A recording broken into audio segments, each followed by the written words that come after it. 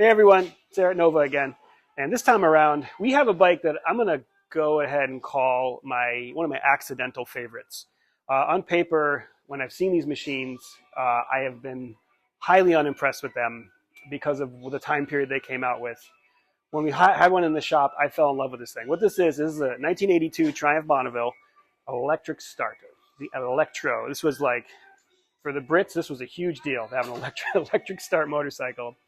I'll start with the bad. The reason why I never liked this thing on paper was that by 1982, we had already had the first generation of superbikes happen. The Japanese had invaded and destroyed the whole industry of Anglo and American motorcycles.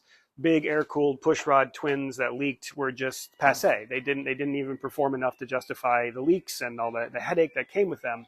And not to mention, they only got, they got 5-speed gearboxes way late in the game. And you still had to kickstart them at a time when you could get a 1100cc Kawasaki just pushed off the buttons, 5-speed, leak-proof, absolute monster of a machine. And Triumph is still putting out these things. Now, to be fair, the British industry had collapsed at this point. Norton was gone after '76. Norton had tried an electric start motorcycle that was very sad.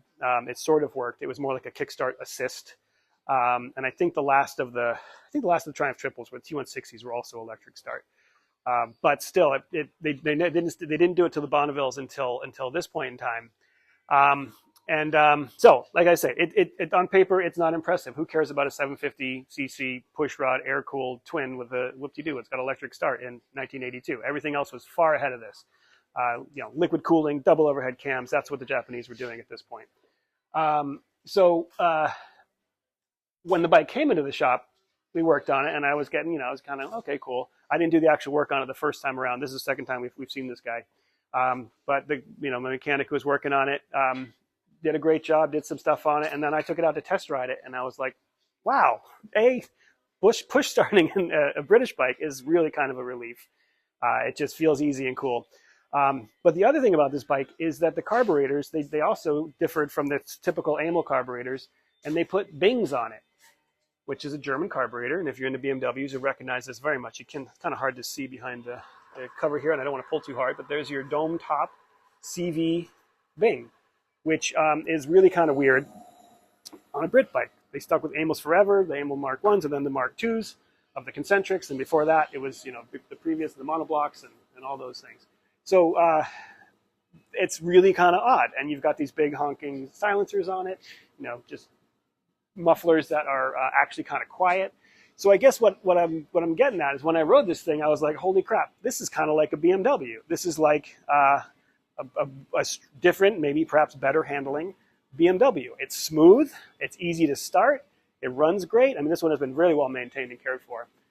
So I was really blown away by it, and I was like, you know what? There's really something to be said for this. It became kind of a niche favorite of mine. Now, to be fair, the electric start is iffy. It's very fragile, and if you try to use it like a modern bike and you really crank on it when it doesn't want to start, it'll probably end up kicking itself back and breaking it, and it's a very expensive fix.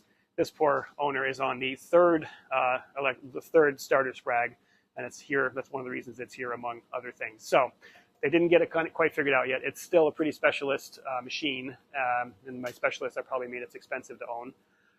But yeah, it's pretty cool, and it kind of makes me think, well, geez, what if they had it together and they did this in '72 instead of '82, and then could have maybe hit the ground running and come up with some of the designs that they already had. Maybe they could have implemented them and actually gone somewhere during the '70s.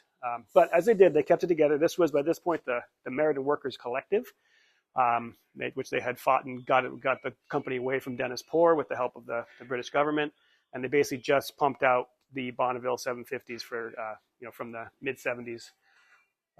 Well, I guess what was last T150 was '75, maybe, or '76, and after that, so late '70s into the early '80s, they just did these 750 twins, and they, to their credit, kept updating it. So another bike that came out around this time was the TSS, which actually had 8 valves in the head, which is kind of cool. So they were still trying stuff up even till the moment they died, which is just kind of cool. I mean, you'll see stuff on here that is pretty normal for this time period. You got blinkers, not only blinkers, you have big plastic blinkers, and I also noticed they are kind of BMW-esque. Maybe they were getting a clue on who was winning the old design game.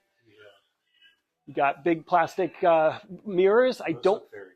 Those also look very BMW. I don't know if those are stock or not, but I wouldn't be surprised if they were. This bike is fairly standard, and you've got Lockheed disc brakes. But yeah, it's kind of funny looking at it. There's a couple of things that makes me wonder if they were looking at BMW, because in this time period, BMW was also using a tire design, a pushrod air-cooled motor that was a bit long in the tooth, but they were succeeding perhaps a little bit more. So maybe Triumph looked to them and said, "Hey, here's some desperation on that." If you know anything about this bike and the design of it, and you're watching along here, please chime in the comments, because I love that kind of stuff. I love the behind-the-scenes talk of what the designers were doing and trying to get away with to keep their bikes alive. I want to say 1983 was the last year of production for these bikes, for Triumph in general. So this is really getting up towards the end of the line. And my understanding is that in '83 they were just pulling parts together and putting together what they could, sort of like 1977 was for Norton, just building bikes with whatever was left.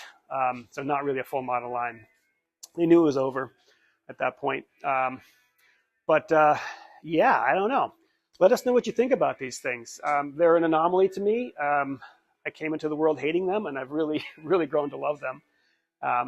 And this one in particular is lots of fun. So we're going to do a lot of little things on it. The bike needs just sort of a good once over, some love, and some places it hasn't seen in a while. And thankfully, you can still get all these parts within a day's shipping, which is just great. The aftermarket industry for Brit bikes is so good. So yeah, let us know if you've owned one of these, or if you have any thoughts about them. And as I said, if you know about why they were doing this when they did it, why they went to the Bings, why their blinkers do look suspiciously like BMW blinkers, and the mirrors too. Love to hear that stuff. And yeah, long live the Brit bikes. Thanks for watching. And if you haven't yet, please do like and subscribe.